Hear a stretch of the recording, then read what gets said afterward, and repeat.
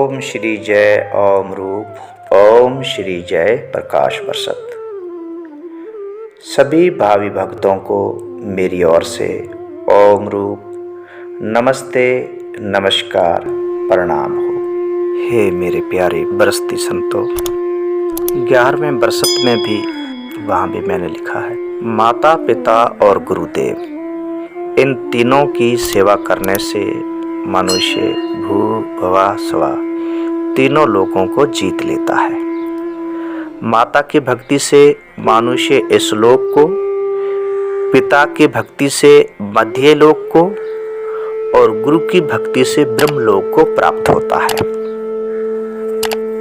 इन तीनों में गुरु की सेवा से भी माता पिता की सेवा का महत्व शास्त्रों में अधिक बताया गया है, क्योंकि मनुष्य की उत्पत्ति के समय जो क्लेश माता पिता सहते हैं उसका बदला 100 वर्षों में भी उनकी सेवा आदि करके नहीं चुकाया जा सकता।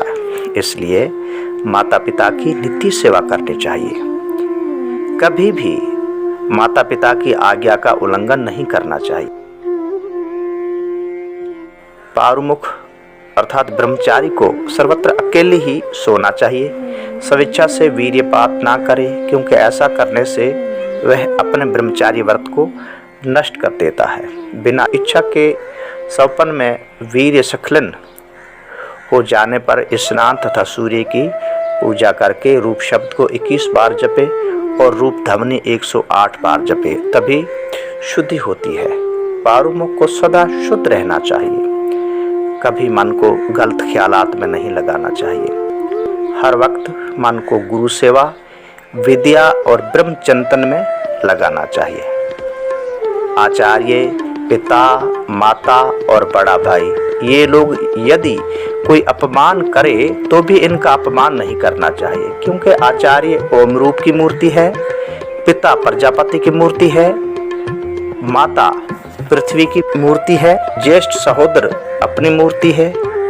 इनसे अपमानित होने पर भी कभी इनका अपमान नहीं करना चाहिए। माता पिता और गुरुदेव, यही तीनों लोग, यही तीनों आश्रम, यही तीनों अग्नि है। पिता गृहपति अग्नि, माता दक्षिणाग्नि और गुरु हवनीय अग्नि है। मातृभक्ति से भूलोक, पिता की भक्ति से अंतरिक्ष लोक और आचार्य की भक्ति से ब्रह्मलोक प्राप्त होता है। जिसने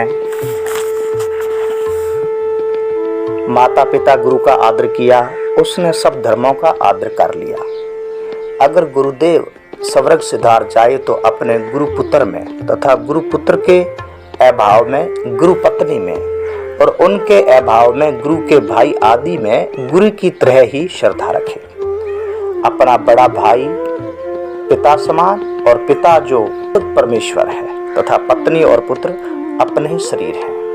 सेवक गण अपनी छाया का समान, बेटी तो और भी अधिक दयनीय है। माता पिता और गुरुदेव, ये तीनों पुरुषों के अति गुरु, असाधारण गुरु कहलाते हैं। इसलिए इनकी नित्य सेवा करनी चाहिए। इन तीनों आचार्यों गुरुओं की सेवा तन मन धन व प्राण से करनी चाहिए।